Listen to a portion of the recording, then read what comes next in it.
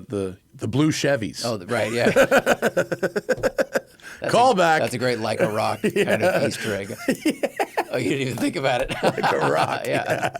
What's up, everybody? Welcome to the Smoking Tire Podcast. Today's episode is brought to you by Off the Record. We love Off the Record here at the Smoking Tire. In fact, I just heard from a friend of mine who used Off the Record. Totally dismissed ticket up in Northern California. Off the Record seems to have a very good track record of making things go away up in Northern California. Basically, the way it works is if you get a ticket, don't plead guilty. Get Off the Record. Go to offtherecord.com/TST or use code TSTPOD on that Off the Record app, and they will arrange an attorney to fight that ticket on your behalf. No dealing with the prosecutor, no appearing in court, none of that. And their track record is fantastic of getting rid of those tickets. Tickets on your record can affect your insurance, can affect your employment, can mess up your life in a variety of frustrating and annoying and expensive ways. Don't deal with that.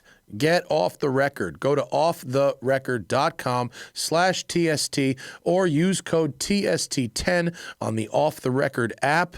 Do it now. Have it in your pocket. That way, if you get pulled over, you're not panicked because you know you've got Off the Record. All right, folks, back in studio this week. Zach and I are talking about the new versus used BMW M3 comparison that we just shot and is up on the YouTube channel now. Talking about a new cat that has found its way into my house. A very fun safety call I had to have before driving the Corvette Z06 and a whole lot more. It's a cruise show. Let's go. It's the Smoking Tire Podcast. Mm-hmm. Oh, so funny story that happened 3 minutes ago before I drove down here. Okay. Sarah and I were at the farmer's market across the street. We hadn't been to it yet. Yeah, there. It's a good one, although you were probably there at the very, very end of it. We were, but it still had plenty of stuff. That was fine. And we're walking back, and we walk past my car, and I just say, oh, the guys washed my car. And she goes, oh, okay. And then she looks, and she goes, wait, that's your car? And I said, yeah. And she, like, we're standing 2 feet from it, and she goes, I thought that was a different E46 because mine had been so dirty. Yours was so dirty, it looked like a different color. My own fiance, who's been in that car for 6 years, didn't recognize it. Like, your guys did such a good job, and the Outdoors does such a bad job. So I couldn't, He said, did Mikey talk to Sarah yet about teaching her to wash her car? No. Oh, he said he would. Oh, okay. Yeah. He has her number now? I don't know if he has her number, but I said to coordinate that shit. Oh, okay. I don't have time to do it.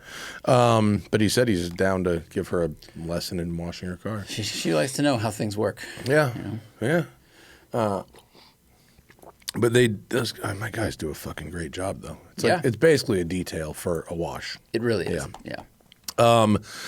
Okay, here we go. It's Saturday, but for you, it's Thursday, unless you're a patron, and then it's Saturday. Right. Right?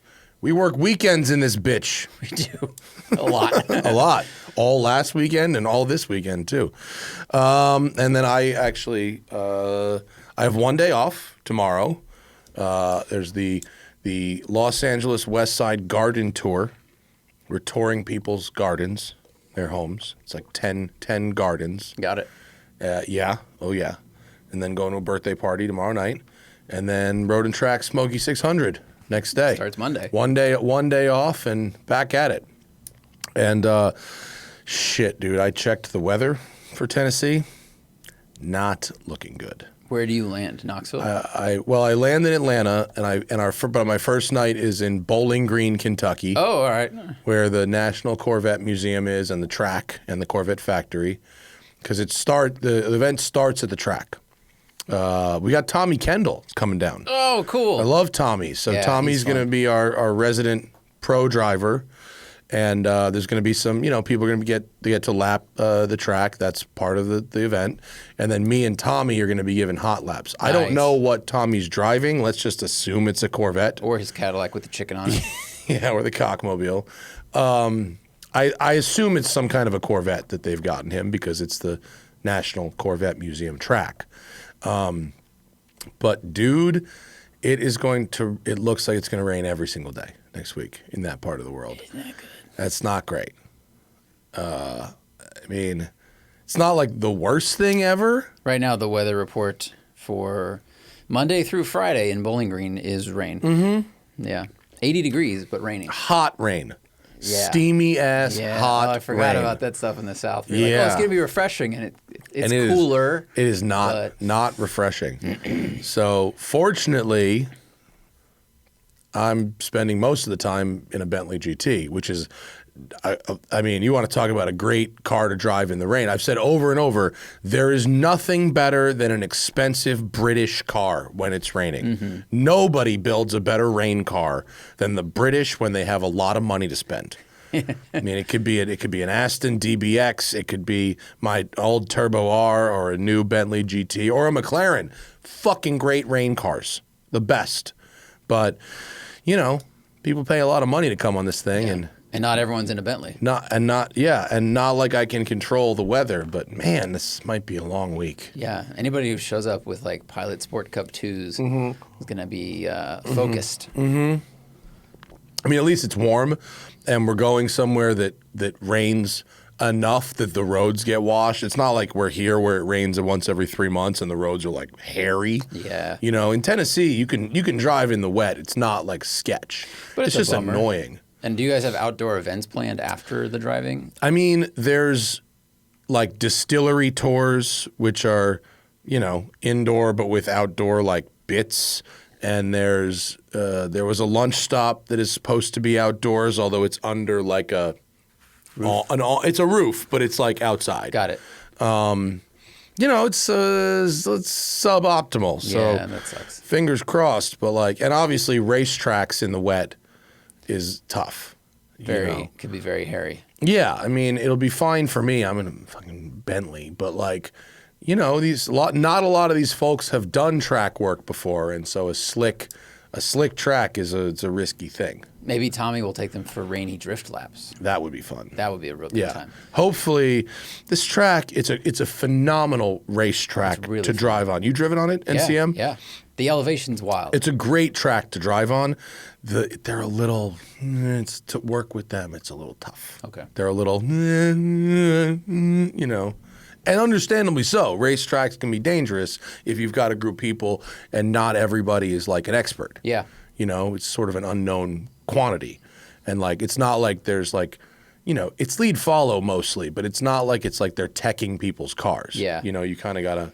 And depending on who's leading, you could go quite fast. And, you know, if the cars behind you are not as fast as you are or the car is, you know, they could be at 10/10 and you could be at 7. Yeah. So fortunately, myself being someone of fairly extensive track experience, I get to do whatever I want. So that's nice. Yeah, that's very nice. And man, the Bentley they got me, fucking the spec of it. Look up a Moroccan blue. I forget if it's Morocco blue or Moroccan blue. It's a Bentley GT V8S in Moroccan blue. And look at that color. I mean, you know, is there a better color on a Bentley? I mean, the green was great, you know, but that is a fucking hot combo, isn't it? Yeah, that's a really good blue. Yeah, the thing's got it's a brilliant like rich blue, and it's got ceramic brakes and massage seats. Love it. The two things you really want to have on a Bentley GT. For a trip like this. Well, when you add the weight of the massage seats, you need to slow that weight down. Offset, yeah. Right, you do.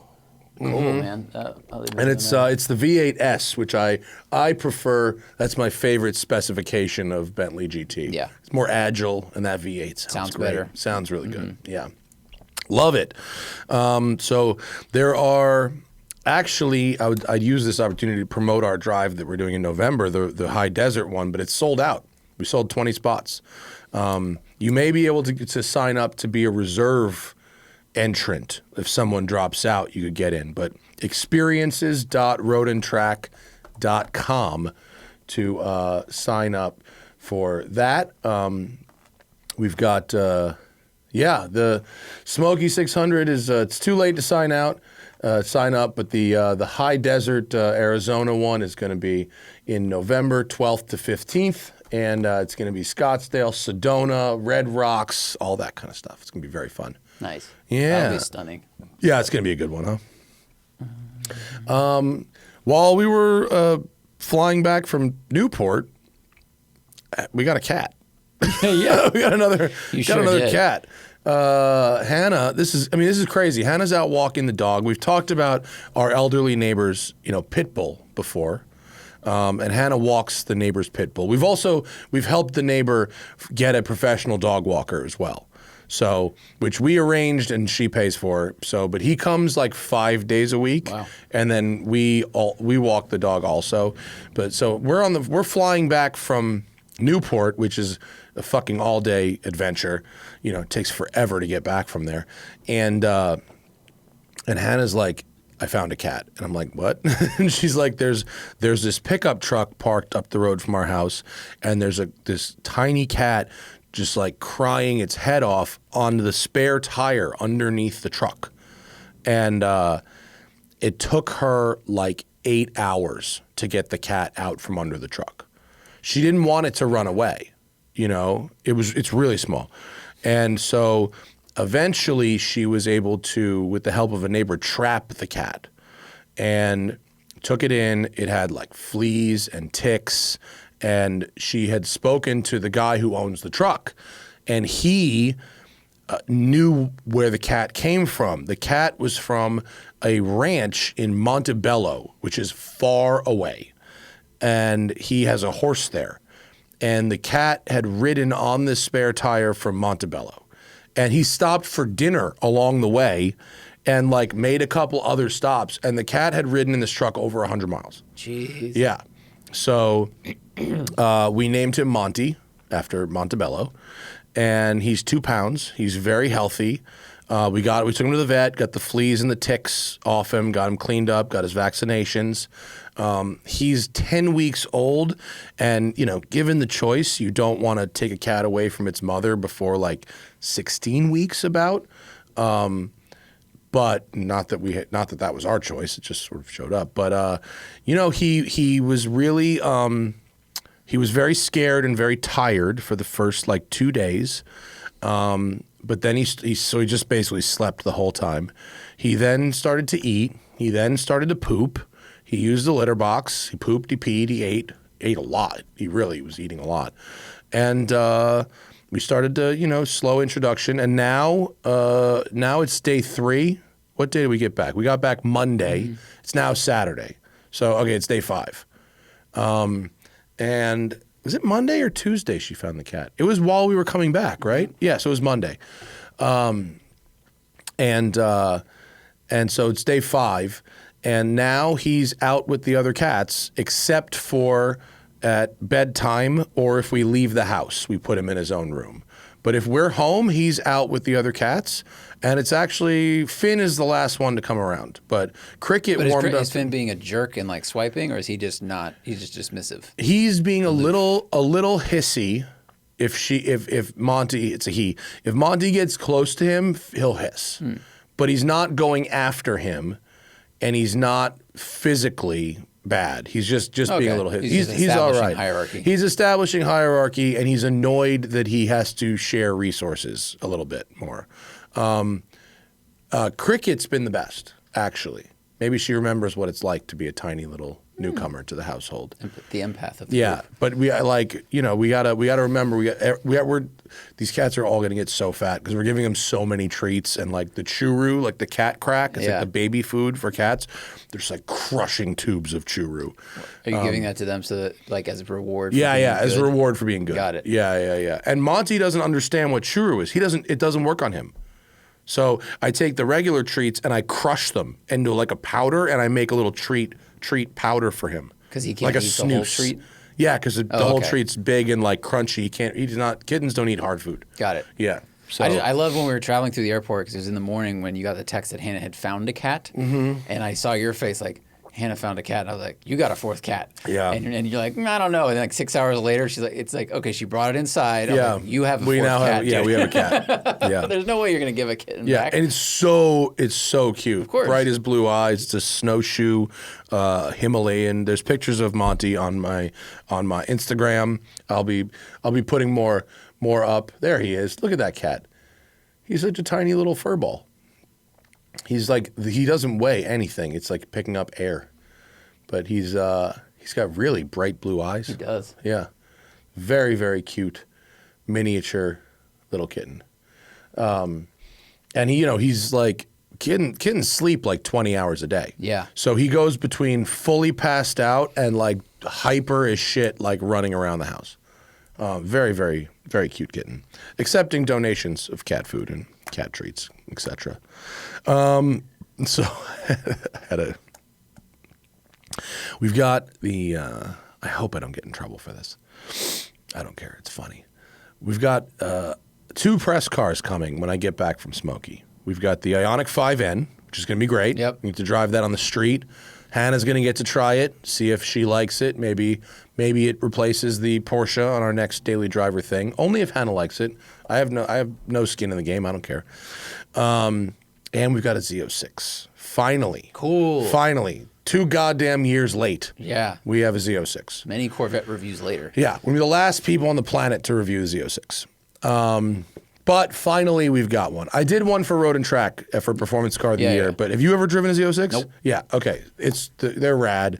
But I drove one on the street for 20 minutes. And then I did about 15, 20 laps of a racetrack. And that's all the time I've got. So, okay, Z06, right? Great. I had to have a safety call.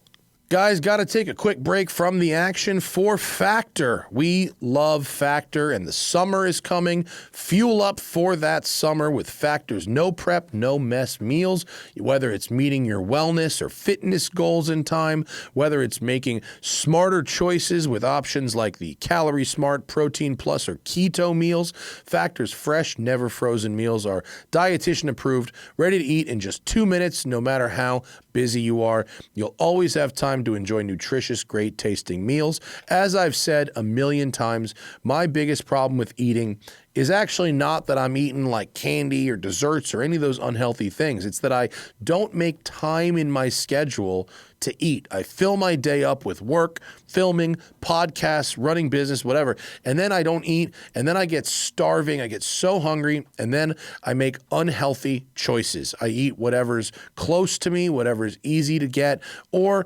something that's unhealthy even when I should be making a healthier choice. Factor is the solution to that problem. By having these meals delivered to the studio, I keep them in the fridge, they're ready to go. At the first sign of hunger, boom, 2 minutes later, I'm eating that Factor meal. I like the Protein Plus stuff, but they've got 35 different meals and more than 60 add-ons to choose from every week.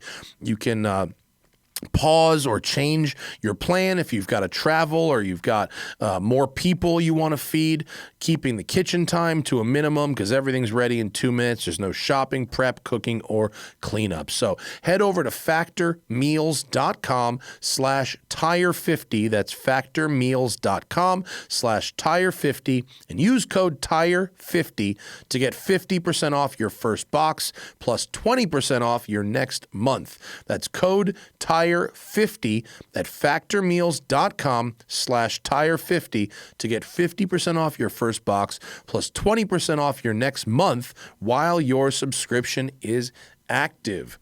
We're also sponsored today by Auto Tempest. Love the Auto Tempest because when you're looking for a car, you want to cast that wide net and check as many places as possible. But that can be time-consuming, frustrating, particularly with the fact that like Google search is like a complete disaster now. So Auto Tempest is here, making it easy. Bring us together listings from all the top online sites like Cars.com, TrueCar, eBay Motors, Carvana, and so many more so you can get them all in one place rather than having to search a bunch of sites separately. When we're looking to talk about a market for a car, Auto Tempest is it.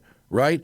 It's not a ton of work to put these things together and see what's for sale all over the country, even letting you compare with Facebook Marketplace and Craigslist nationwide, not just in your local area. Auto Tempest now has apps for iOS and Android, so you can use the website or have Auto Tempest right on the home screen of your smartphone. Auto Tempest has all the cars in one search, so head over to autotempest.com/tire right now so they know that we sent you. That's autotempest.com/tire and start searching for your next car today. Now, back to the show. I have been doing this for 15 plus years. I've driven all kinds of things. I've never had to have a safety call. And this was a Zoom call with two people from General Motors. And they were like, we need to have this safety call. Wow. And I was like, I didn't want to be like, it wasn't like a do you know who I am thing. It was just like, you know that I drove this on a racetrack for like Road and Track Performance Car of the Year, like, and nobody was around. It was just like, here's a key, have fun, you know, like, see ya. And the car was fine on that trip? Like, yeah. It went back whole and everything? Fuck yeah, yeah. No, there were no problems. I was like, and like, I was on E-Ray launch, like drifting it. Like, I was like, there was a whole thing. Like, and I was like, this is weird. And the poor like girls that had to do this, like, they were kind of like, they knew how silly this was. And I knew how silly this was. But like, I wasn't trying to be a shithead about it. Like, look, okay, if this is, I'll make time for you. I'll go through these motions. You know, like they just handed us a Senna. Like, here you go. You know what I mean? Like, and the Z06, it's amazing. Don't get me wrong. It's an awesome car, but it's a Chevy. You know what I mean? Like, so we get on this call and she goes, okay, you know, I know you've driven E-Ray and I know you drove the Z06 for Performance Car of the Year. We got to do this. Okay, fine. She goes, I just need you to know, first off, that, you know, we need you to be focused when you're driving and, you know, keep both hands on the wheel. And I start to like laugh and she goes, I know. And she goes, can you acknowledge that you heard me say that? And I go, yes, I heard you say that. She goes, okay. And while you're driving the car, we need you to understand that any speeding tickets you get, you know, are your responsibility. And like, yeah, of course, like that. I've never heard of a situation where that isn't the case. Okay. But I've been present where a journalist was trying to subtly and not so subtly ask if an OEM would cover their speeding tickets if they got them. So, that's crazy. Yeah. But okay. But like I've never been in the presence of that. So to me, the idea that someone would try and get an OEM to cover their speeding ticket is nuts. But like I also believe that it's happened, and I certainly believe that your story. And then, and I go, yeah, okay, I'm responsible for the ticket. She goes, and then she goes, and also like when you're filming, you know, I need you to acknowledge that you're going to be focused on driving, and not like, you know, be distracted by camera equipment. And I go, you think I'm going to be distracted by my own camera equipment while I'm driving the car? She goes, just Someone had a just problem. say yes. And I go, yeah, okay. And she's like, all right, that's all. That's the whole call. And I go, listen, I appreciate the position you're in that you have to do this. Can you please tell me what caused this fucking to be the procedure? Please. I was like, you don't have to use any names, but like, how did we get here? I was like, who fucked, like, tell me the story of what happened that you have to tell people to not be distracted by their own camera gear, keep their hands on the wheel, and the tickets are their own responsibility. Like someone was filming a review and live streaming with their phone while speeding and then got pulled over or crashed and doing all of these things at once. Yeah. Like, what's up, gang? I'm filming a video right now, and then what has that's gone? A lot of stuff. Yeah, and like really specific stuff that is like amateur hour bullshit. That is a turducken of yeah, like car none of it mistakes. was like, listen, this car's super fast and comes on cup 2Rs. So like if it rains, be really careful. Right. You know what I mean? It wasn't, that's what I was expecting. Yeah. I was expecting, look, this thing's gonna have carbon fiber wheels. So be really careful of potholes. This was. So we need you to know that if you are driving to a gender reveal and the car is full of balloons, those balloons could go in front of your vision and obstruct the windshield. Yeah. And you're like, that's real specific. Yes, like that's a very odd thing to make me acknowledge. Like, please tell me what happened because all rules are written in blood. We need you to know that if you're transporting 3 ferrets across state lines, that's illegal and it could be dangerous if they escape from their enclosure. Like, okay. All right, man. We need you. Can you please acknowledge that if we find a severed body part in the trunk, that you actually cut off your own appendage? We will tell the police that you left that appendage in the car and it was not ours. So weird. Like, of all the things to want to talk about, like this is really specific. But they didn't tell you what happened? No, they wouldn't tell me shit. That makes sense. Yeah, and like a very good PR person, they were like, no, we're going to end the call now and leave you hanging on this. But I'll tell you what, we're going to send you off with some great things to talk about on the podcast. That's a lot of stuff. Don't be distracted by your own camera. 2 hands on the wheel. Yeah. Maybe someone's like, "Oh, my camera died. I'm fiddling, and then also." When the person was implying that the car maker should pay for their ticket, was that on a launch? And had they gotten a ticket? No. Oh, okay. It was before the drive. Okay. And we were being. So do you think they might have been like kind of goofing?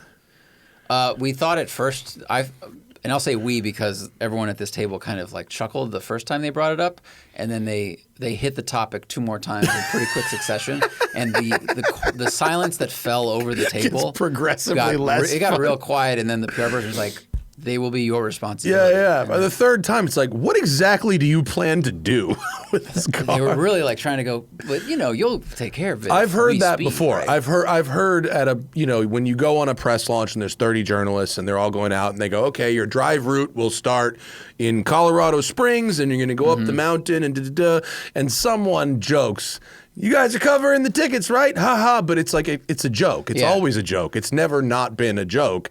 I can't imagine someone continuing to hammer that point. No, this was like an undercover cop at a rave continually trying to buy drugs from the same group of people in line at the bathroom. Just like nah, man, we're fine. And he like, do you guys have that ecstasy? I heard you guys have the best ecstasy. I'm looking to buy some ecstasy. I have cash. $35 for the best ecstasy. I'm looking for a Tesla for $20. The special kind of car. Wink. Oh, dude. Remember back in the day they used to like press the logos into the pills? Do they still do that? I've heard they do. And They still do that? Yeah. Man, I bet there's a Cybertruck pill out there somewhere, right? There's Probably is. definitely a fucking Cybertruck. There probably is. Yeah. Whatever. If any of you listeners are still fucking doing pills and going to raves, and you've seen automotive themed, I remember there were at one point, I didn't take ecstasy back in the day. I didn't learn how awesome it was until after college. Turns out my friends that everyone told me were fucking morons are much smarter than me because they did all the ecstasy when it was really good and there were no consequences. And I should have been doing it, but I wasn't. But I was always interested in the different pill brands, the Supermans and the Candylands and the this and the that and the whatever they were stamping in that shit. If anyone out there knows car themed in the ecstasy comments that you've seen. Yeah, let us know. I remember seeing Rolexes. Where the Rolex fun, but a little unreliable. Some are good and some are bad. Top 5 ecstasy car themed ecstasy pills. Yeah, that'd be a good hypothetical fiction one. I forget where I was going with that, but yeah, I bet there's a Cybertruck one for sure. What if funny, just a way to brand your product, and you're like, this is recognizable. People know the logo. They'll remember me. Yeah. It's not putting my name on it because you don't want to do that, but also like the fact that it went with cars for a while. Yeah. Like, well, this is fast and fun. I guess. Maybe we could search on like pill reports. Remember pill reports? Never looked. You remember that? This was. I mean, I don't know if I'm sure it's still around, but pill reports was where you used to look up what your drugs were made of.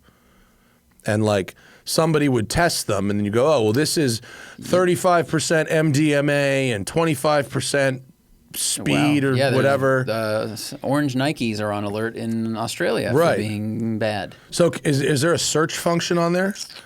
Yeah. If there is, just search Tesla.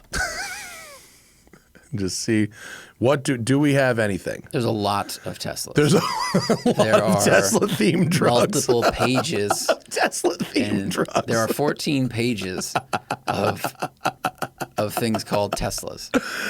And each page has 10 items. Sometimes I can see the future. It's very depressing. I want to see if there's Chevy. Is there yeah, bow ties? Guys, got to take one more quick break because the Smoking Tire is supported by Tinker. Tinker is a new mobile app which offers one-on-one live help for auto DIYers and lets them work with Tinker's certified automotive experts instantly via live video chat for quick answers for all your car topics. It's like having a pro mechanic in your pocket for all those burning car questions. Whether you're a seasoned car hobbyist with a weekend build or just trying to save some time and money doing some auto repairs yourself, Tinker's got you covered. All of the Tinker's experts are vetted. The app is currently available for download in the Apple App Store. I am personally bad at wrenching. You don't want me wrenching, but if there's an expert there helping and I have the confidence to do it right because someone's telling me what right is, then I am good. That's why Tinker is perfect for me. If I had to fix something, I would go straight to Tinker and have someone help me get through it. If you're trying to avoid the mechanic and getting a big bill when the aftermarket headlights you ordered and installed aren't working, Tinker can shed some light onto that. Head over to the Apple App Store right now and download the Tinker app. It's like having a pro mechanic in your pocket. Now, back to the show. I think I remember a bow tie. There are. No, there was a bow tie. Yeah. There's one page of Chevy. Is there a bow tie? Yeah. Yeah, I remember those. Yeah. Bow ties. Yeah. That's really funny. Yeah.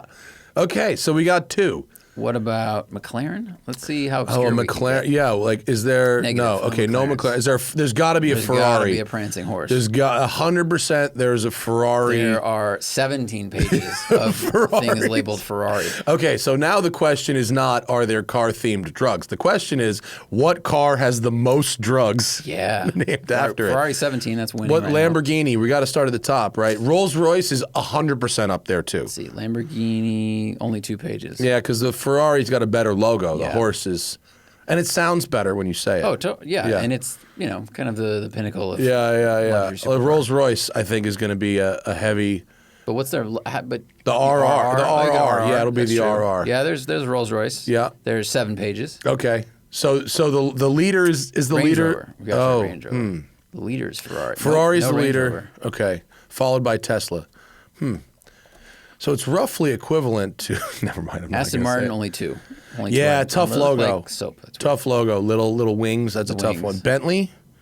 Is there Bentley drugs? Yeah, A lot of Bentley drugs. a lot of them. 6 Yeah. pages. Oh wow. Okay. It's What about? Let's go the other way. What about like a cheap car? Like a lot of. is a lot of when Mother Russia in Moscow there might be some lot of theme. Honda. Is there a lot of Honda? 2 pages of Honda. Oh shit! How about that? Any VinFast by any chance? A bunch of Toyotas. Yeah? This is surprising. That's so funny. Yeah, man. It's just branding. Drogas, baby. Separating you're like, everyone's going exotic supercar. I'm Yeah. going to go reliable, dependable, a little less expensive. Yeah, like which one would you want to take? I mean, I'd probably is there an Acura NSX in there somewhere? Like, can I get something that's like no there's no pretty NSX. solid but very consistent? Acura. Acura's There's good. a bunch of Acura. Yeah. Maybe if they tested those pills using the ELS stereo system. That's how they conceived the ELS stereo system. Yeah. You know what would be great with this? That is so funny. Yeah. Turns out, if we missed any other good ones, folks, let us know. Let us know in the comments what are the best drugs that are themed after a car. Wild. Yeah, right. Glad Pill Reports is still up. That's a good resource. Mm-hmm. It's probably important now. There's probably like the fentanyl section of there or something like. Yeah. That is a real dangerous thing for people. And I mean, that's why they have, what's it? The organization's Dance Safe, I think. Mm-hmm. But, they're at every like big concert that's known for having drugs at it. They have these organizations that are meant to basically keep people safe and healthy. My friend went to some of them fucking will test your drugs for you. Shout out to him. My friend went to Mexico last year, and he's like, "Don't worry, I've got my fentanyl testing kit." I'm like, "What?" I was like, "That's when I learned he planned to buy a bunch of drugs in Mexico." That's why, but they found it in marijuana in San Francisco. I mean, he found it in everything he tried to buy. Oh, Jesus. Everything, 100%. Ended up buying no drugs. Well, because apparently ended up buying a lot of them. No, they let him test a little bit. Oh, he said, wow. They actually they bit him off a little bit. Speaking of farmers markets, and then he was like, "This is where I just was." Like, it's like the toothpick and the fruit. Yeah, you want to try this cheese, bro? Speaking of which, we're so close to. We're about a month from the beginning of Pluot season. Oh, so ready, and that the fruit stand on the east end of that farmers market is the Pluot guy. Okay. Place is fucking overrun with Pluots. Is that he had gooseberries, I think? Yeah, right they have all the weird shit. They've got all the Asian pears and all the crazy stuff. Yeah, blood oranges, all the fucking reason you moved to California is to eat that shit. It's like to have those fruits are just like regular fruits here. Yeah. And someone from the fucking Midwest comes down here and is like, "The fuck is this fruit you're eating?" You're like, "This is the best shit ever." That's when I was like, California. How do we fly them to New York and sell them for $30 fucking like taxes a piece of fruit? Are so goddamn high, but we get to eat this incredible fruit all the time. Yeah, it's grown I'll here. take it. I'll take it. That's all the things on my list. Well, we did a show 2 days ago. Yeah, was it yesterday? Yeah, for the pro drivers, That's right. pro driver show. We talked about the Cybertruck. Should we talk about Cybertruck now or save it? We'll save it. Till the video goes up. Talk about it again. All right. This will go up Thursday, right? Yeah. So our M3 versus M3 video will already have aired. Oh, okay. So we can talk about that. Yeah. Pro drivers, you're getting advance notice on this. We got this video we've been working on for a while. We shot it like, I don't know, months. 2 months ago. Yeah. And then all these embargoes came up, and we had to bump everything ahead of it to air embargoed stuff. But it's the current M3 competition. The Yara edition. Yeah, which means really just a competition. The Yarange edition, and It's Yarange. It's Yarange. It is Yarange. That would be a great custom license plate for one of those. It would. JAHRANG would be an awesome. Someone needs to get that license plate for that car.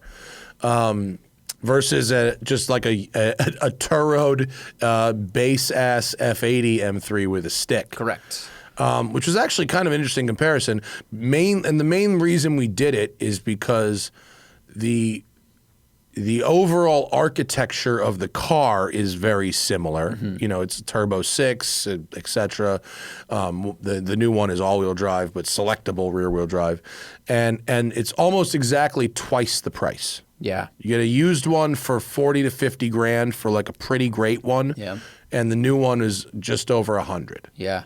And that's, I mean, part of the Yara edition, it's like there's only 500 and you get in special colors, but that adds, I think it was like 10 to 15 grand on top of the normal M3 competition price. Yeah, you can you can knock on the door of 100 with an M3 competition. You can if you add all the options. You can get a base one for like 85 or 6, I think. Yeah. And then it's going to have all-wheel drive and the 503 horsepower and all that stuff.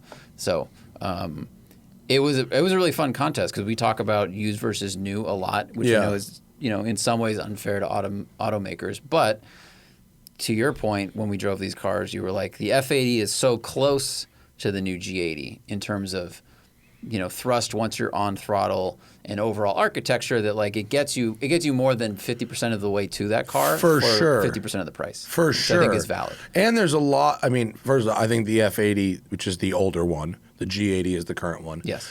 I think the F80 is a much better looking car. Oh, so does anybody who has eyes. Yeah, I mean it's a very classy, timeless kind of shape. I particularly they're both sedans. I happen to think the F80 M3 sedan is very handsome, more so than the M4 coupe. Agree. The interior, I think, is gorgeous in that car. I love the look of the steering wheel. I love the layout of the dash. The seats feel really good. You feel like you sit down in the car, but it's also got a spacious and kind of airy cabin. Mm-hmm. And actually, most of the time, I preferred driving the F80. I thought it was actually a little more fun. Now, it's not nearly as fast. Right. You know, the G80 is real fast. But the real question is, like, if you're not on a racetrack where that extra bit of speed matters, is it worth twice the price? Right. It's as fast. I think it was as fast as a 996 turbo or 997.1. I forget what I looked up. I said it in the video, but it's a really fast car. Yeah. You know, and it's as fast as something that costs twice as much, and you got 5 seats and all-wheel drive, all that stuff. I think it rode better than the F80. Even in the F80, you said it was a little tired. I mean, it had a lot of miles on it. Yeah, the one we Turo'd had like 80,000 miles on it, I think. But even when if you've driven a brand new F80, they're stiff. Like they're too stiff. The damper's not as sophisticated. Even when they came out and they were compared to the Alpha Quad and like the C63, the M3 was the stiffest of those 3 cars. Right. I think that's something that could be fixed in the aftermarket. Sure, definitely. Certainly with your savings. But the current one, it's much faster, but when you're not going fast, it's actually not that interesting to me. But I think that's true of all M3s. Like, I think their whole point is to be a car that you drive to work, it feels pretty normal. You know, it's a little special, it's quick, but it insulates you from the world a bit. It's a nice refined experience. It's not meant to feel like a GT3 or a Spider or something. No, that's I don't really want it to exciting. feel like a GT3 or a Spider, but like at 5/10ths, I was having more fun in the older car. Maybe because it was stick. Yeah. I mean, maybe. At 5/10ths in the newer car with paddles and all-wheel drive and all these different modes, I just didn't find it to be a particularly interesting driving experience. It was like too competent. I wasn't getting anything back from it. It's fucking fast, but it wasn't that interesting to me. Maybe it's just because it wasn't a manual. The older car was just a little more interesting to me. I mean, it's also tough because the interior of the old car is so nice. The gauges are so good. They're very clean. They look modern enough, but they don't look, they're not a screen. When I was editing the video, I actually got the screens mixed up. In the new car, I was trying to find the gauge shot, and it looks so much like the actual MMI screen.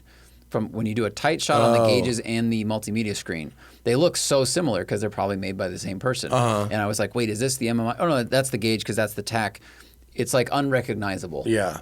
And also the new BMW digital gauges, I don't like their shape. I don't like the graphics. I don't like the weird trapezoid stuff they have going on. So the old one looks a lot nicer. But I think that what the M3 has always delivered is like a really good duality of that everyday car and the super fast performance car. And I think the new one does a better job of that only because technology has advanced to a degree that, everything is a little bit better. The shocks are a little bit better. The transmissions are a little bit quicker and smoother. So all of those things have been elevated. Mm-hmm. Yeah, I think, I forget how I put it in the video.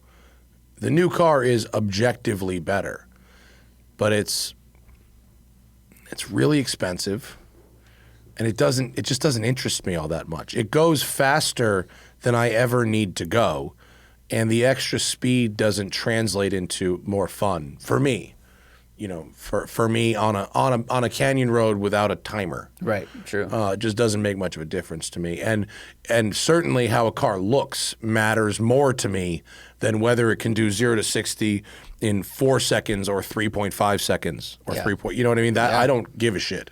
Genuinely don't give a shit. Like if I put it in gear and floor it, I care more about that in-gear acceleration than I do about the number. Yeah. Like Supras. The quarter mile of the automatic Supra is definitely faster than the quarter mile of the manual Supra. Okay? So a lower number is objectively better. But if I stick it in third and smash it and ride the wave of turbo, I'm just having so much more fun. And it feels, is it the binary, is it fast? Yes, it's fast. And you with the F80, stick it in third and floor it to redline. Binary, is it fast? Yeah, it's fast. Yeah. It's a fast definitely. car. Was it 425 horsepower? Yeah, it's fast. Yeah. So it's not that I prefer the old car necessarily. It's just that the old car, especially you get a nice one for like 45 grand for like a clean, stock example, like that's a hell of a performance bargain. Yeah. Especially compared to something like a Civic Type R or an Acura Integra S or a GR Corolla, all of which are lovely cars. But like, this feels like a substantially quicker car and more refined car than those. Yeah, definitely. And there's a lot more, like you can tune that B58 in the F80 to make a lot of power. The S58 that's in the new car is stronger, better, lower compression, bigger turbos. Like mods for mods, it will respond better and probably last longer. And you don't want to tune those cars. They sound like garbage when they're tuned. I think if you put the wrong exhaust on it, they sound like garbage. Keep many keep of stock them sound catback bad, yeah. and just make it fast. But I think a lot of people complained that the last M3 had the B engine. It had the same engine as all these other cars. But as you pointed out, if the characteristics of them feel really similar, then who cares? Yeah. And I agree. I think for me, just knowing it has an M engine versus the other one, but if they feel the same, I don't really care. It's not like S54 versus the M50, which feel and sound different. Yeah, it mattered more before turbos and shit. Yeah. Yeah. So the F80, I agree, one of the best looking sedans ever made. Yeah. Put good suspension on it. I mean, like Vin from Hoonigan, he's had his for 2 years. That's one of the cars I think he's owned the longest because he goes through cars really quickly. So he kept his. Yeah, for the money you save buying the used one, you can get fucking JRZs. Yeah. You can get some real advanced dampers that would really solve any of the problem. A full service, put it to factory spec, and properly tuned JRZs and a good set of tires, done. True. Leave it. Yeah. Doesn't need anything else. Yeah, that's a good point. And a lot of tunes on those cars make them worse. Most tuned F80s I drove were worse than stock.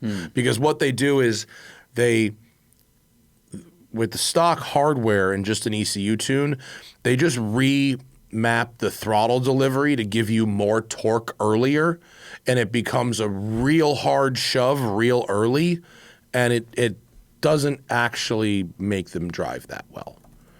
I remember when I was driving people's modified cars, the big character change that I thought worked with the car was when they put a bigger turbo on it, because it actually brought the power in later. It was like stock power at the bottom of the power band and then more up top versus the cars that had stock turbos with tune, and it just gave you this big shove right at the bottom, and you just get wheel spin through like 4 gears. Yeah. And it didn't make it much faster. And they always came with bad sounding exhausts. Yeah, too. If you start, now you're starting getting, you putting bigger turbos on it. It's a whole other. Now you're talking about a build versus just modifying a street car. So I would say leave it alone or go ham. The in between is not a great solution for that car. Someone in chat corrected me. The F80 was the S55 engine, not the B58. The B58 is the one that I think comes in the new Supra. And a bunch of other that's cars. right. So that is right. It is the super motor, and and I think the first M2 had the B, not the S, and then it later got the S in like the M2 CS, something like that. The non-comp BMW M2 had the N55, right, and then it got the S55 eventually. With the comp or with the CS, I forget which it was. With the comp. Yeah. Yeah, the 2018 to 2020 M2 comp had the S55. Yeah. So, the video will be out by the time you see this. Please give it a watch. People, I think, seem to like these new used kind of comparisons, and M3 videos always seem to do pretty well for us. So, go check that out. Shall we hit the Patreon? Do we have anything worth hitting? We have a few. Do we have some leftovers from the I grabbed some Wayne leftovers. Carini show also? Oh, I there grabbed might some have been leftovers some from Donald. From the Donald show. Let me look Okay, at the cool. Wayne show real quick. Okay. Well, Ivan says, Zach, what would be your M3's replacement if you got rid of it today? Anything that catches your attention? I said it before. For a while, I thought it would be an FRS or BRZ, but after riding in one on the highway, they're too loud. I think it would actually be really tempted to get an F80. and then put suspension on. I like a sedan. Yeah. You know, that would and be it has handy. to dog.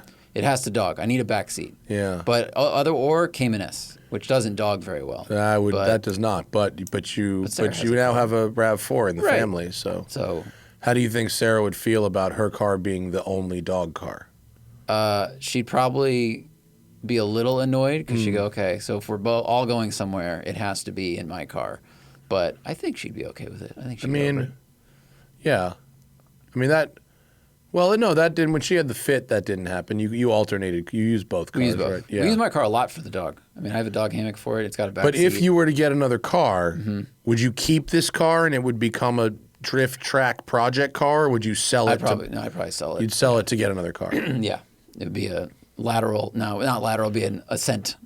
You know, Yeah, sell it and then take money. Sell it and then... Yeah. An 'Cause F80 would be a good one for you, particularly because now you don't really have to commute in the car. That is helpful. You can commute on the e-bike most of the time. Radu says, plans for episode 1000. You know what happens with these like Hallmark episodes? Like, they always sort of sneak up on us. We just do shows and don't really think about the number. True. But 1000 would be a big one. Yes.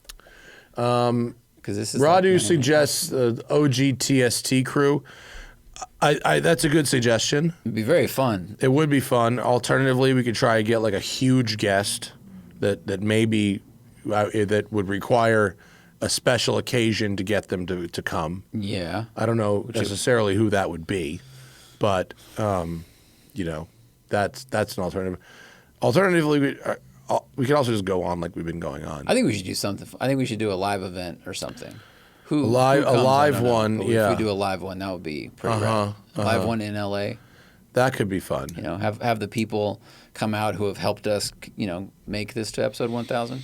I was talking to Christian Hand today, who was over at my house this morning, and we were talking about, you know, because he's doing a thing, and he was talking about music licenses lasting for a year, and I was showing him on analytics that it's really 90 days is the real shelf life of the episode, and almost every episode we've ever done, you know, you're almost, you know, 90% of your traffic, 95% of your traffic in the first 95 days. After that, it's pretty flat. Except I was showing him the exceptions. Did you know that fucking Doug's appearance on the show in November of 2023 has 1.1 million views on YouTube and has surpassed $10,000 in rev share? I did not YouTube know that. rev share. I did not. Of our top 10 most viewed podcast videos on YouTube, Doug is 5 of them. Yeah, I know. Which is crazy. And the audio as well. And like people listen to his appearances from previous years more than a lot of other I was shows. actually showing that one because what happened was Doug's that episode, the curve went like this and started to level off and then took a hop and went up again. I was like, this hop is he came on again 8 months later, and people finished that and then went back to this one. I mean, I should buy Doug a very fine bottle of scotch for the money that he makes us by coming on the show. Hit that number? I want to say it was November 2020. That one has 190. No, it was the one before that though. January 2023. That's rad. If you sort by popular, it's our most viewed podcast video of all time. Oh yeah, there it is. Yeah. Doug, it's when his door was missing. It's the missing. Yeah, it's when his door. Something happened. He couldn't get a door for his Land Rover. I don't know what about that particular episode did such good traffic, but it was that was it. Good Lord. Yeah. That is our most profitable podcast by a factor of by a lot. A lot. Yeah, by multiples. A lot. Yeah. So, the Kurt May says, with the success of the Ioniq 5N and its ability to mimic a DCT so well, does this give you hope for a, quote, manual EV in the future? I assume the Kurt May means something with a shifter and a fake clutch. I mean, Koenigsegg seems to have figured it out, and I realize that's a $2 million car or whatever, but it is possible. I think, would you like that? I'm not sure I necessarily would want that. I mean, I really, what Christian has figured out is amazing. I mean, that's fucking crazy because That's a gas car. That's not an electric car. So what that is doing is taking a DCT gearbox, and it can operate as an automatic or a manual, and it's a 9-speed DCT. And when you put it in manual, you have street and track settings, and it chooses the best 6 ratios of the 9 for that, which is crazy. And then it brings the clutch pedal into play, which you only need to use in manual mode. And if you put it in manual mode, you can stall it. It becomes a manual, or you can just slide the lever into auto, and then it's an auto, which is amazing. I think that's the best transmission ever made. It could be. You get to have every option. Yeah. Assuming it works. Assuming it works. Yeah. And going by what Christian has done in the past, I'm sure it works. Yeah. He wouldn't sell something that doesn't work. I think the question is, how would it feel to drive something with an EV powertrain that you shift manually? I know there's a couple companies that have done it with Corvettes and Porsches and things, and I'm wondering just how that feels. Well, so what they've done there in those EV conversions is they replace the engine, or they put an an electric motor in front of a gearbox. So you're actually shifting. You don't need the clutch. It's just shifting. You can't, because you can't stall it. Right? But you do have different speeds based on your gear. Oh, correct. It's a factory gearbox, but you don't need to use a clutch because there's no. It just will rev match on its own, and you can't stall it because it just goes to 0. It doesn't need to idle, so there's no stalling, right? Yeah. But I don't personally want to drive stick in an electric car. That to me. Like, I'd be interested to try it, but that's not like what I really want is to have more control of my wheel speed, to have more control of my corner entry speed, to have some kind of auditory response to interact with a car with my ears, and what Ioniq 5N and that the paddle shift system does satisfies all those things. I don't need a fake clutch pedal and a fake H pattern. I want it to exist so that someone who does want that can have it, but it wouldn't improve the experience that much for me. I would love to try it because I have the same idea. Like, for some reason, the science, the power delivery of an electric powertrain seemed more natural with this DCT, fake DCT thing. Like, if one side of it is so advanced, then I guess I would have the other side be so advanced. But I would love to try someone who's done one of these manual conversions because, you know, it lets you select your gear and set your wheel speed at a certain maximum, and that could be really fun if you're doing an EV drift car or EV track car. Like, if it's done right, then maybe I would actually really like it. I don't know. I mean, it's interesting for sure. I'm more interested in mimicking vintage cars with like the idea that I could get into an electric Cayman or Boxster and download the sound of a 73 RSR and the torque curves of a 73 RSR and experience that, even with paddle shifters instead of an actual gear lever. That to me would be very fun, and being able to change that all the time. I just learned that Borla has an EV sound, like exhaust sound system. Yeah, did you know that? I did. I haven't heard it. I had just heard of it on someone's show. I'm curious, like, what's his name? The SEMA guy was talking about it on Amelia's podcast. And like, you have to add a speaker and all these other things. But like, we've talked about it a lot. Like, that will be a business, and it makes so much sense for an exhaust company to enter that business. Yeah. Wild. But with the Hyundai, it's not exhaust and a speaker. You know, it's the torque curves are matching a gas car's torque curves, and the sound isn't from a speaker. It's the intake noises come from the front, the exhaust noises come from the back. It's like a 5.1 surround system. There are powertrain like whine noises and stuff that are designed to work with that car. So I would be unsure if an aftermarket company could do that in the same way. I think this is the beginning. Yeah, I think that's what it is. For sure. Like, they have 2-speaker system, and I think eventually if companies can integrate with a car's 11-point sound system, then this is like it's off and running.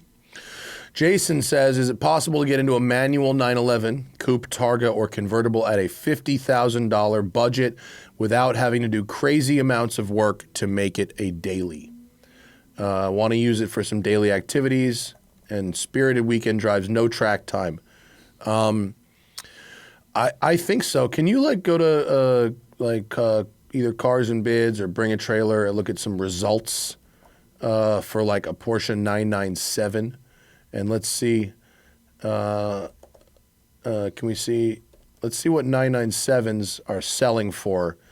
Here's a 2008 sold for, yeah, I mean, it looks like, here you go. Look at top right there, 2008 911 Carrera S Cabriolet, 43,000 miles, 6-speed manual, convertible, black. Looks like a nice car, stock, 45 grand. I don't think it's safe to assume this car has no needs at all, right? You're probably going to need to put some money into something, right? But it says no. This one's got no accidents, mileage inconsistencies, 2-owner car, California. That's a pretty nice car. Yeah. There's a lot of There's 39 bids on this car. This car ended a month ago. 39 bids. Convertibles are a great way to save money on a 911. The purists don't love them, but they drive really good. They're rigid structures. They're not flimsy.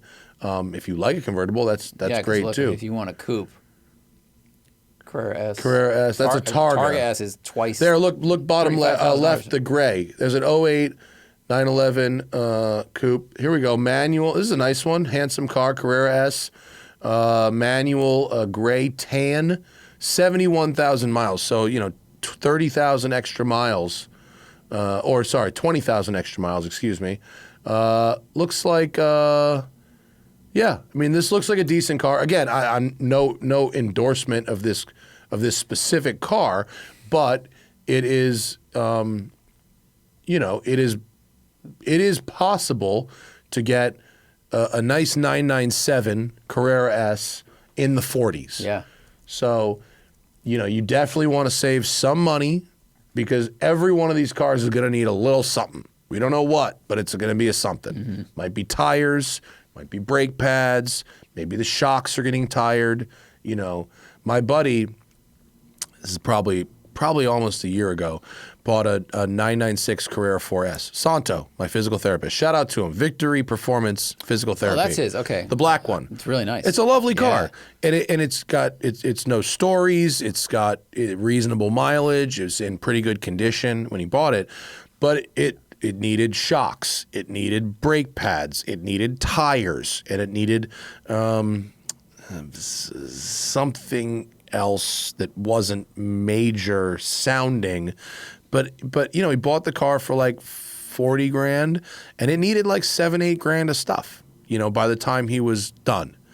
And so that's just like what happens even if you buy kind of a nice car. Now, in the year from then to now, the market has softened. So you can now buy a 997 for what he paid for a 996. So he didn't know at the time, but he didn't buy it at the right time.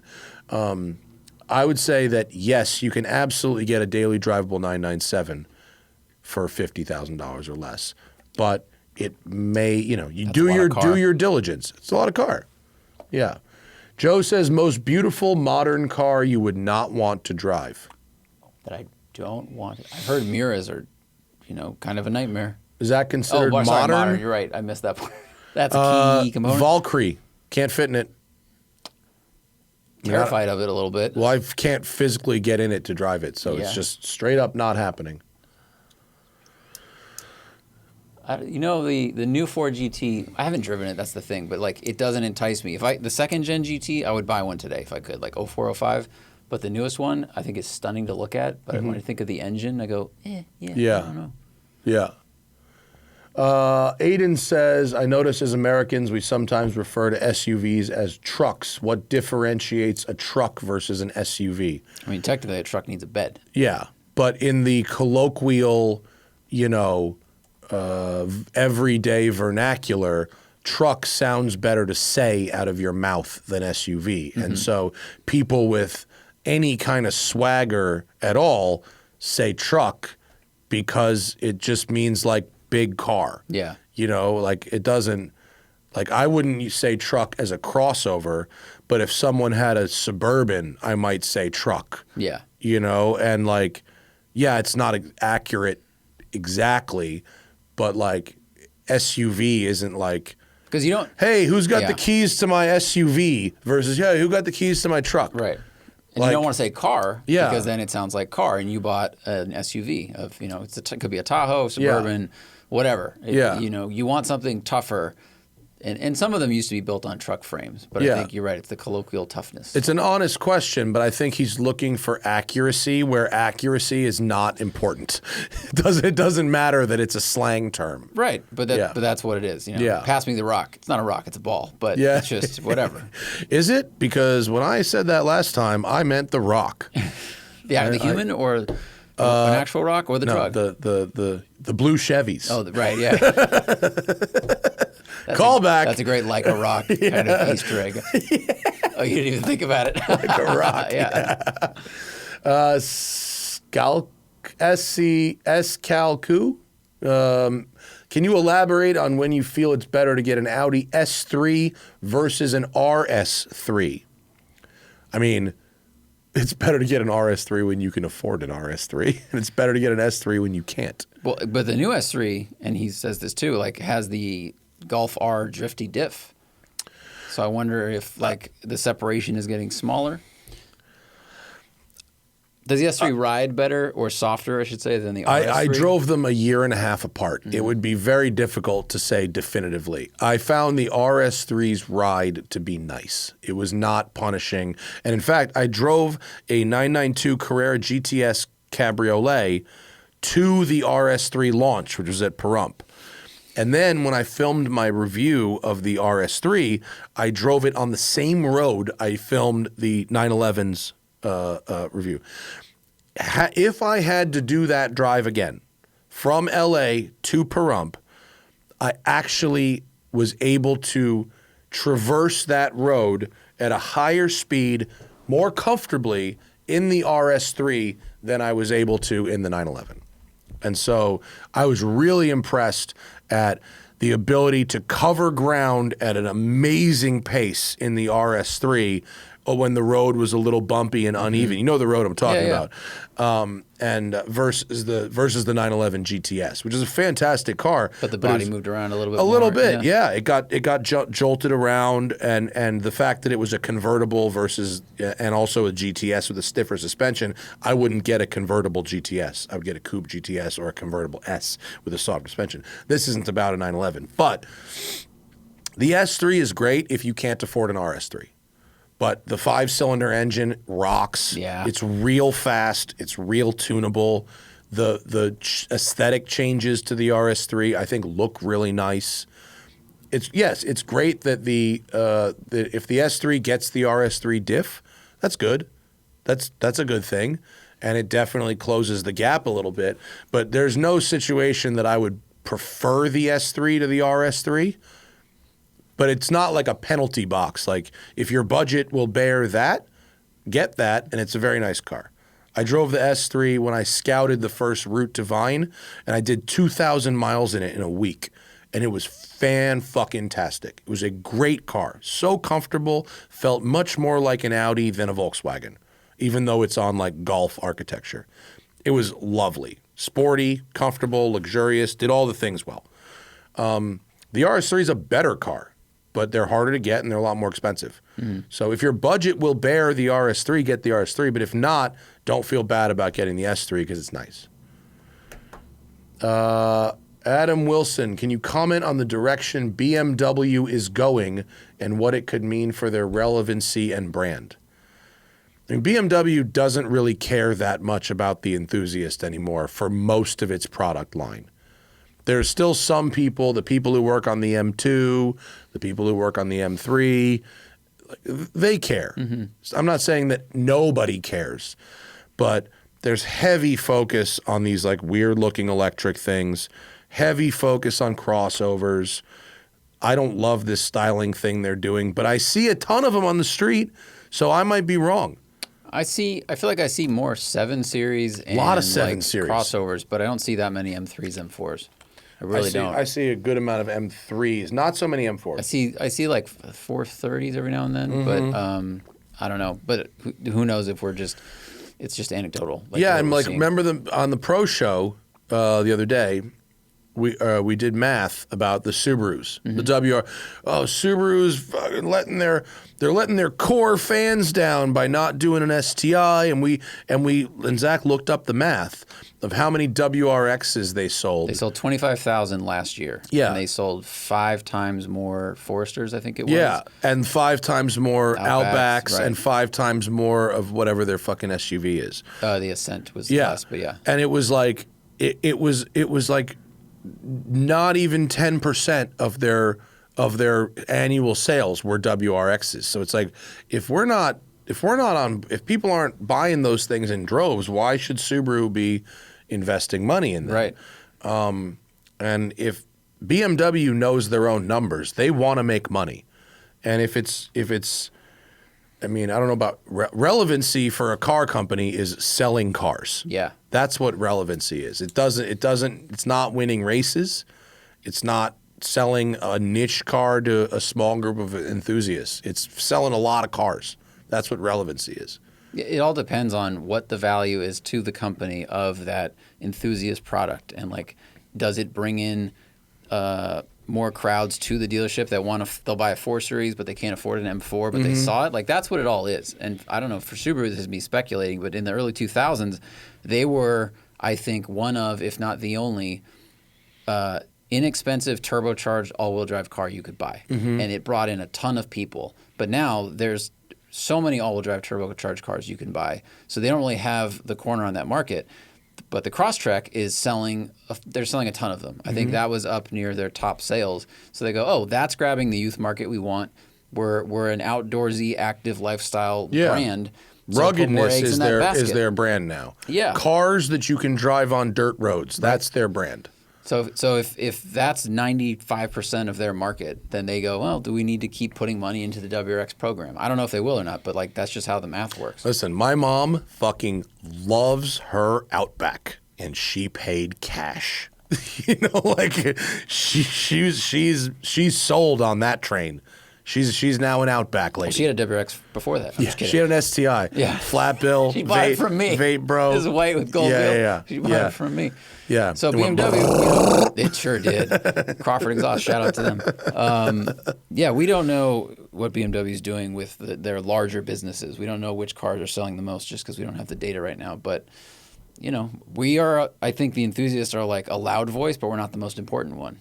Well, we're insular. We listen to each other and bitch to each other, but we're not necessarily spending money on new cars that are supporting their core business. Here, look. All right, pulled up the number. They sold 9%. BMW sold 9% more cars in 2023 than in 2022.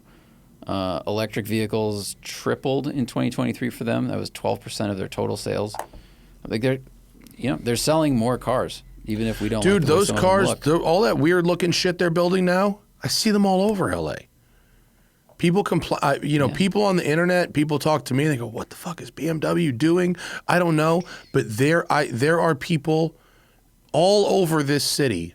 Granted, I know LA's not everywhere, but there's a lot of cars here, and these cars are all over the place. They don't break them out by model. Oh, wait, no. Yeah, they don't break them down by model, unfortunately. It's just like car. Yeah. And they call it light trucks. Going back to what we spoke about before. They're called light trucks? They break it up by passenger car and BMW light truck. I wonder where they draw the line at light truck. You think like it's like X7 is light truck? That's a good question. Yeah, I wonder where they draw the line. I can't imagine like an X3 is a light truck, but funny. like X7 might be. Like, me too, guys. Yeah, 3-row could be a light truck. I wish they had more data. Anyway, anything else? Or was that the last of them? Let me see if anyone's put a new thing on this page. Dun-dun-dun. I'm going to be out of town for a whole some week. People added some things. Oh, okay. We have time. We got the time, and then I got to go work out. You got the touch. Went to Porsche Santa Clarita Cars and Coffee this morning. I drove the Spider for the first time in 8 weeks. Nice. I felt so... it felt great to drive it. That car is the best. That car is so nice. And Porsche Santa Clarita, what a great Cars and Coffee event. I mean, not only is it run by, Bo Bachman and his team, like real enthusiasts, they got a fucking proper restaurant on site. The breakfast burritos are so good. Yeah. And I didn't take any pictures, unfortunately, this morning. I talked to Bo. Bo is interested in doing a California veteran run. Oh, he's got 3 cars that are pre-1900. Nice. Yeah. Wow. I was telling him about it. He's like, I'm in. Let's go. Yeah. Like, let's do it. Let's do it. He's super into it. And he said he knows some other people that have, He's the best. Leno obviously would be in, and there's got to be some other folks around here that have pre-1907 cars. Because I don't know if we said this, that if we the folks at the Audrain said if we put together some fun content creators, they would send us a transporter full of veteran cars, like 6 of them, and mechanical support, so we could have a California veteran car tour in their cars. But like they said, we should get some content creators who would find it fun, and also if we could find some other people that had veteran cars, because they've never done anything like this on the West Coast. It'd be fun. Yeah, it'd be great. Yeah, the weather's better here. Tommy's Boo watch question: are there any canyons in Sunset Orange left? Tommy, you are 3 days late. They are sold out. They sold out earlier this week. The Sunset Orange is officially retired. So thank you to everybody who bought one. But don't worry, Tommy, because we have 2 more colors coming this year. I don't know exactly when. I'm hoping the first one by the summer. Prototypes are being made right now. I'll have prototypes in hand in 30 days. The 2 new colors, the renderings look amazing. I'm not going to say what they are. They're really fun. One is a little more aggressive. One is a little more traditional, but they're both amazing. And if you already if you already own at least one Canyon, I will have a discounted price, $100 off for another one if you own one already. I do want to encourage people to collect them all. And each of the new colors is going to be 100 units only, and patrons will get them first. So I really appreciate everyone who bought a Canyon. It's nice that they both sold out. We did 100 mint green. We did 200 sunset orange. If we had only done 100 sunset orange, they would have sold out in an hour, like the mint green did. But it was like the last 30 that took we sold like 140 in the first day, and then it was like the last 30 took 3 months from then till now. Wow. Yeah. So, but gone is gone. So we'll take that. But I really wanted to sell them out on the first day. Yeah. So we're only doing 100 of the next colors. Mr. X says, thoughts on the government mandating automatic emergency braking on new cars. Having my car take away responsibility control from me is terrifying, and I don't trust it personally. I don't actually mind that. In almost every car, you can turn it off. I was going to say, I think, and I read through the thing, and if I'm misunderstanding it, someone can comment, but a lot of cars have this feature. You can add it. Sometimes it's part of a trim package, like advanced technology package. Yeah. And you can turn it off, because I've been in cars where it's great and it's pretty hands-off, and I've been in cars where it's so aggressive that going down a driveway set it off, because it was like, oh, the ground's getting close. Yeah. So it just depends on which car it is. The one in the Ford was not great. It worked if you actually were going to hit something, but it also would come on when you were just rolling very slowly too close to a car, where it found you to be too close to the car in front of you, even if you were totally aware of what you were doing and were not going to hit that car, it would grab the brakes harder than it needed to. You know, it only had one setting, full brake. It didn't like gently squeeze the brake if you were going very slowly. And when it locked the brakes, once you came to a stop, it wouldn't let them go for about 2 seconds. That's weird. That's problematic. If it happened a couple times when I was getting close to a car waiting to turn left, and I could see the car in front of me was about to go. So I started to go a little bit where I got close to that car. It grabbed them. The car in front went, and I'm now in the middle of an oncoming intersection, and I'm slamming on the accelerator pedal, and it takes that half a second for it to go. It's like you stalled it. It's not, it wasn't great. And I've been in other cars that operate better than that. Having said that, the data shows that technology saves lives. I mean, the data says that technology saves lives. And probably prevents a lot of accidents that may not kill people, but would just cause damage. You know? Sure, rear endings. Right. It definitely prevents some accidents. So if it's that, or, we're all just going to have autonomous cars. You know, these type of technologies that make it harder to crash your car, even if they're not always perfect, and even if I don't personally like them, are better for society because they reduce the number of crashes. Rear view cameras were mandated in 2015, but they were available on cars before that. It's probably just the progression of that stuff. And in almost every case where government mandates a technology, it is possible to turn it off. You may have to hit a disclaimer or something, but you can almost always turn it off. Let's see. Bad Gardener says, do you feel like there's cars that exist today that would not have been financially feasible 30 years ago because of the current market? Could the Valkyrie, hypercars, etc., have been successful in the 90s? No.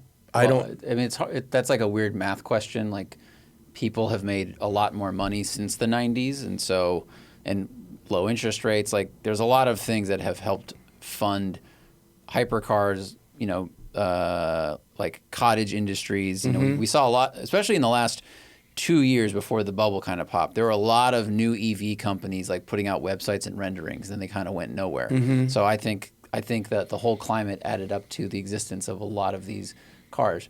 I mean, Pagani's been around for a long time, but there's a lot more competition with Pagani than just Koenigsegg. Yeah, I mean the wealth wealth inequality has grown, right? And there's graphs that show this. And so the very rich have gotten so rich that there are more ultra rich. There's more ultra rich, and the ultra rich are so rich that they are able to. They're not choosing one. They're buying all this shit. They're buying a Wyra and a Valkyrie and a this and a that. And now we have their private racetrack country clubs where you can keep something like that and never have to drive it on a public road and lap your track and whatever. And when there are more millionaires that can buy a Ferrari, the people that have billions go, well, I was special with a Ferrari, but now I need something else. So then you get the Valkyrie, the Koenigsegg, et cetera, et cetera. Right. And you also have the companies like Ferrari and Lamborghini and all car companies. There's very few like privately owned car companies. Most of them are public or a subsidiary of a larger public company, and they need to show growth. And that means making more cars, which makes the cars they make less special because there's more of them, which then necessitates a tier above that of very special cars and a tier above that of coach-built very special stuff. Yeah. Or the Rolls-Royce boat tails, and the people who have that much money will spend an extraordinary amount of money to be different, to have something that other people don't have. And so I think that in the 80s and 90s, just having a, quote, a Lamborghini Countach, which they're all the same, just different colors. That was they made 2,000 Countachs over 20 years. You know, my car is one of like 180 Countachs made that year. Like, that's not a lot, you know? And so that was, you know, that would have been an enormous deal. Mm-hmm. So to get that kind of rarity now, you have to go to a Koenigsegg, you know, like, or something. Yeah. So, yeah. John Lynch says the Ioniq 5N is the equivalent of $85,000 in Ireland. Is it still worth it? I mean, it depends what all the other cars cost in Ireland compared to what they cost here. Yeah. That's not, it's like, it has to be proportional, right? It's not like a regular car that costs 40 grand here and 40 grand there, and just this specific thing is that expensive. It has to be compared to other stuff. Jake Gerbino, considering a Macan GTS as a fun daily that can carry kids, there's a $15,000 price difference between a 2017-18 and a 2020. Is the premium justified? So in the first-gen Macan, there was base, S, GTS, and turbo, right? In 2020, they dropped the turbo, and the GTS became the turbo. So the 2020 GTS is actually the turbo, but with the GTS suspension shit on it. So it is a much better car. We have videos of the original one and the updated one. The updated one was green. Yeah, frog green color. Yeah.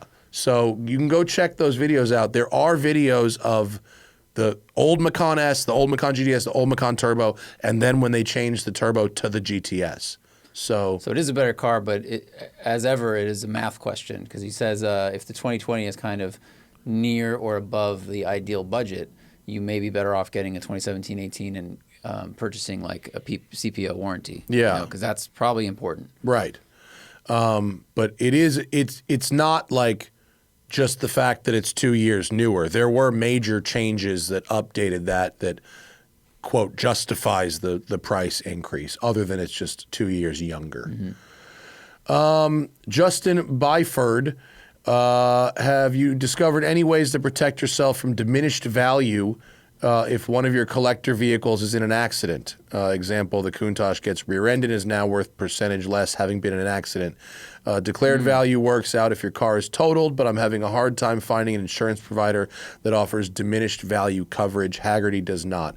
There is not really a way to do that. I mean, with Haggerty, it's they'll pay to fix a car that it would otherwise be totaled. So what happens with Haggerty, in my experience,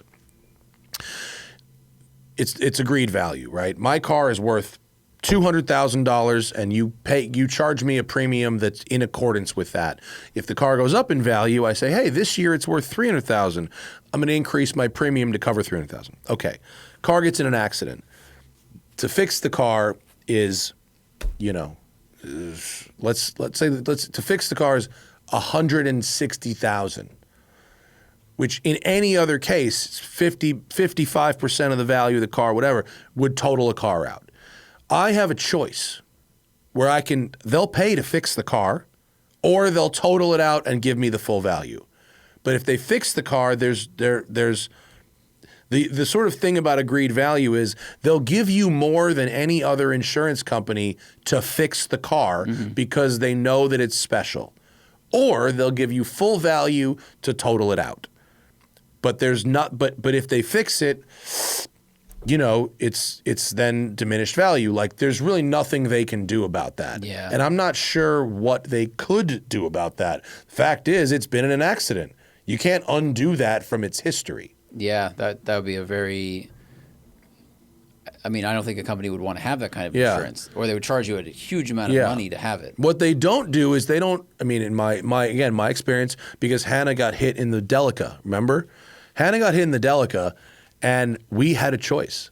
There was no reason that in terms of like the morality of totaling a car, right? The sliding door in the Delica was damaged, but it drove just fine. Okay, but the cost of getting a replacement door from Japan was so ridiculously expensive. The price of the door, to ship it, to paint it, all this. I told them what it would cost to fix. And they were like, well, that's 60% of the value of the car. Even though the car was otherwise, other than this door, working perfectly. Yeah. Totally drivable. And so they were like, do you want to total the car? Or do you want to fix the car? It's up to you. And we chose to fix the car. Of course, I told Hannah we totaled the car. And that was it. That's why I surprised her with it. Yeah. But we had that choice, even though another insurance company might have said the car's totaled. Period. Haggerty gave me the choice. So that was nice. And but yeah, I mean, but going forward and forever, there is an accident claim on the record of this car. Right. There's just nothing you can do about that. My dad, he just got T-boned in his V60, and he had the exact same choice. Like, you could total it, or he could keep ownership of it, pay a little money, and fix it. And he got hit, and then drove to a dealership to have it inspected. Like, the thing drove fine. And then he drove it to another service center because they said, oh, actually, we don't do that here. You have to go down the road. So it obviously was operating fine, and then he kept it. But yeah, I said, well, your choice is you can own a car, you can continue to own a car you like, but it will now probably have a salvage title. Yeah. Which only matters if you try to sell it or try to insure it maybe for value. Or you can get rid of it and have to buy a new car. So, same thing. What do you do? Kept it. Oh, you did? He likes it too much. He's like, I'm 74. Like, I'm not. Yeah, I'm not trying to impress anybody anymore. Yeah. He's like, I'm not going to, I don't know, try to buy a new car right now. And the other thing with when Hannah got into that accident is they didn't give us any shit about, well, who's fixing it? What are they charging? I mean, it was like, here's what it costs. And they're like, okay, do you want to check for the full value of the car and we send it to the scrapyard? Or do you want a check to the body shop for this much? Your choice. And I was like, body shop. I'm like, okay. And that was it. There wasn't, because with these old cars, they're not going to, it's not like if it was a Volvo. They're not going to shop around. They're not, they're not shopping around, and they're not going to go, well, we're not going to cover this little thing. It's like, no, it's agreed value. I've paid extra premiums for this thing. So, yeah, there's not a lot of better ways about that. All right, that is our show. Thank you to our patrons for asking such great questions today. We appreciate your patronage. Be sure to check out our merch store at thesmokingtireshop.com or go to thesmokingtire.com and click on the merch tab. Some items have sold out, but we will have new items coming in the next couple of weeks. They are fun. We got the approvals there. I'm going to Tennessee for the Smoky 600. By the time you listen to this, I'll already have been there. Hopefully the weather doesn't make it fucking miserable. I'm sure it'll still be a good time. That Morocco blue Bentley, yeah, that's never a bad time in that. That's fucking nice. That's excellent. Yeah, check out that BMW video we did up on the channel right now. And I'll see all y'all's next week. Bye.